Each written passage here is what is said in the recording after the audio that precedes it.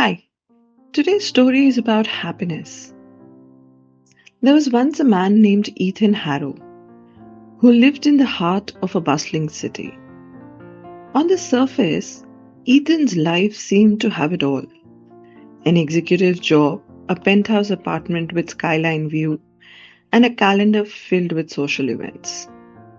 Yet, despite his external success, happiness eluded him.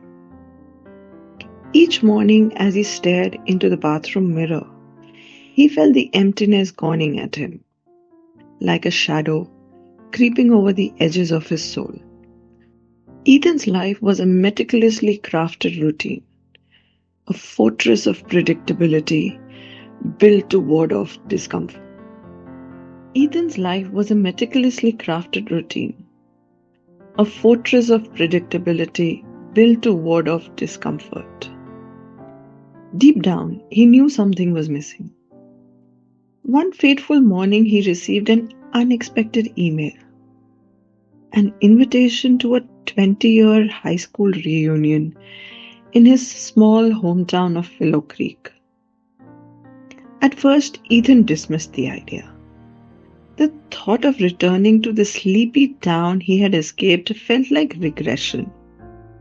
But the idea lingered. An insistent question arose. What am I running from? Finally, curiosity won. Ethan took a week off work, packed his bag, and boarded a train to Willow Creek.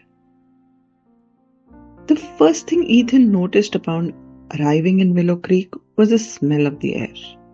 Fresh, tinged with pine and nostalgia. The town hadn't changed much. The diner still had its flickering neon sign, and the library's paint was peeling in the same places. But what hit Ethan hardest was the house he grew up in, now a faded echo of its former self.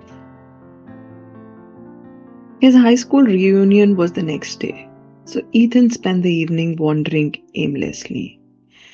He found himself drawn to the old park where he used to play. It was there he encountered Mr. Langley, his high school art teacher. "Ethan Harrow," Mr. Langley greeted him with a toothy grin. The boy who could sell anything but himself. Ethan laughed, though the words struck a chord. Mr. Langley invited him to sit, and they talked for hours. Ethan shared his life in the city, and Mr. Langley spoke of his retirement, the classes he took on the side, and his travels to Greece. "Tell me, Ethan," Mr. Langley said, leaning a bit forward. "When was the last time you created something for yourself?" Ethan was quiet. After some time, they said their byes and Ethan left. But that question, it lingered in Ethan's mind long after their conversation had ended and he had left the park. The reunion was a cocktail of laughter, awkwardness, and reminiscence.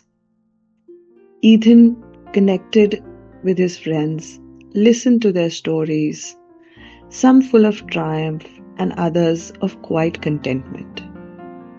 He was particularly struck by Claire, his high school sweetheart, now a single mother of two and an art therapist.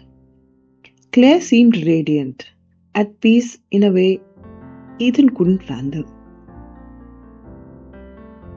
"I used to think happiness was a destination," Claire said when Ethan asked her about her contentment. "But it's not. It's in the tiny, imperfect pieces we collect along the way." That night, Ethan couldn't sleep. Claire's words echoed in his mind. His old town, with its worn edges, untouched simplicity, felt more alive than his pristine life in the city. The next morning, Ethan decided to visit the places that once shaped him. He walked to the creek where he had spent countless summers fishing with his father. The water was just as clear, the stones just as smooth. Ethan closed his eyes and felt a strange sense of grounding. The memory of his father's laughter, the warmth of the sun on his skin, it all came rushing back. He realized how long it had been since he felt that kind of simple, unfiltered joy. He spent rest of the day at the library, flipping through old books, sketching absent-mindedly in the margins. For the first time in years, he felt free to create without purpose, just as Mr. Langley had suggested. On his fourth day in Willow Creek, Ethan stumbled upon a small mosaic shop tucked between a bakery and a hardware store. Intrigued, he stepped inside. The air was thick with the scent of glue and ceramic dust. The walls were lined with colorful shards and completed mosaics that seemed to radiate life. The shop owner, an elderly woman named Marisol, welcomed him warmly. "Every broken piece has a story," she said, gesturing to the fragments. "When you put them together, you don't just create art, you create meaning."